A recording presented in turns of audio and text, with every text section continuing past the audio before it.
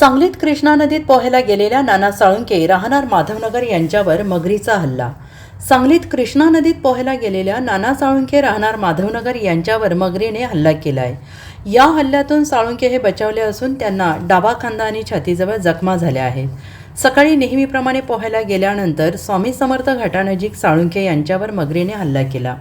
यामध्ये मगरीने त्यांच्या खांद्याला तोंडात पकडले, मात्र साळुंखे आणि आजूबाजूच्या पोहणाऱ्यांनी आरडाओरडा केल्यानंतर मगर तेथून निघून गेली। त्यानंतर साळुंखे हे घाटावर आले असून त्यांच्या खांदा आणि छातीच्या बाजूला जखमा झाल्या आहेत। या घटनेनं कृष्णा नदीत पोहणाऱ्यांमध्ये भीतीचं वातावरण निर्माण झालंय। मी जालंधर शामराव साळुंखे सकाळी 6 वाजता कृष्णा नदीवर पोहण्यासाठी गेलो होतो। गेले 22 वर्षे मी कृष्णा नदीला पोहण्यासाठी जातोय। आम्हाला कित्येक वेळी मगरी दिसतात, आज तर आहेत, आज अखेर मगरीचा आम्हाला कुठल्याही प्रकारचा त्रास किंवा असा हल्ला झालेला नाही।